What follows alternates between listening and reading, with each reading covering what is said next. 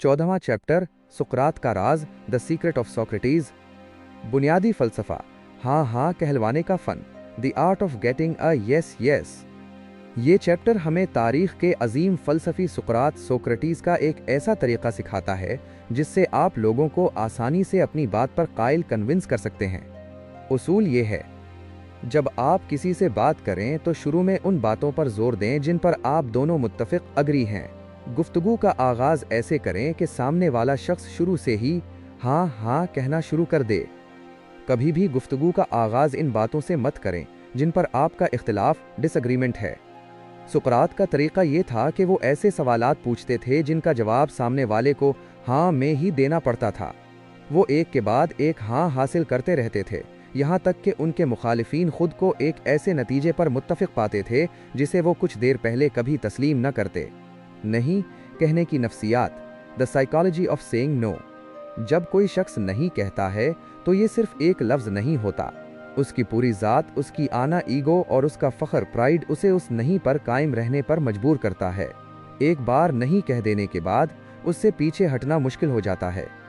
उसके बरक्स, जब कोई शख्स हाँ कहता है तो उसका जहन और जिस्म एक खुले और मुस्बत, पॉजिटिव रास्ते पर चल पड़ता है। जितनी ज़्यादा हाँ आप शुरू में हासिल करेंगे, इतना ही ज़्यादा इम्कान है कि आप आखिर में अपने मकसद में कामयाब होंगे। अमली मिसालें, प्रैक्टिकल एग्जाम्पल्स। 1.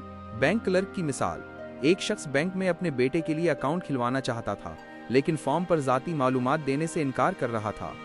बैंक की क्लर्क ने इससे बहस नहीं की। इसने सुकरात का तरीका इस्तेमाल किया और सवालात पूछना शुरू किए।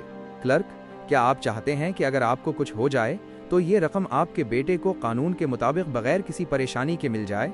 आदमी, जी हाँ। क्लर्क, तो क्या उसके लिए बैंक के पास आपके करीबी रिश्तेदार का नाम होना एक अच्छा ख्याल नहीं है? आदमी, जी हाँ, बिल्कुल। इसके बाद इस आदमी ने खुशी से पूरा फॉर्म भर दिया क्योंकि उसे एहसास हो गया था कि ये उसी के फायदे के लिए है। 2. बिजली की मोटर बेचने वाले की मिसाल। एक सेल्समैन एक इंजीनियर को मोटरें बेचना चाहता था, जिसका ख्याल था कि इस कंपनी की मोटरें बहुत ज़्यादा गर्म हो जाती हैं। बहस करने के बजाय सेल्समैन ने हाँ वाले सवालात पूछना शुरू किए। सेल्समैन, जनाब, क्या आप इस बात से इत्तेफाक करेंगे कि एक मोटर जब अपनी पूरी ताकत पर चल रही हो तो उसका दर्जा हरारत, टेम्परेचर कमरे से ज़्यादा होगा? इंजीनियर, जी हाँ।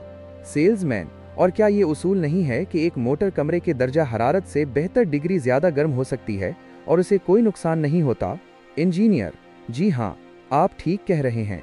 इस तरह हाँ हाँ करवाते हुए सेल्समैन ने इंजीनियर का गुस्सा और एतराज़ ख़त्म कर दिया और आखिर में उसे मोटरें बेचने में कामयाब हो गया। मुकम्मल खुलासा, कंप्लीट समरी।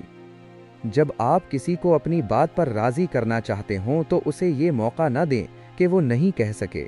एक माहिर गुफ्तगू करने वाला शुरू में ही बहुत सारे हाँ के जवाबात हासिल कर लेता है।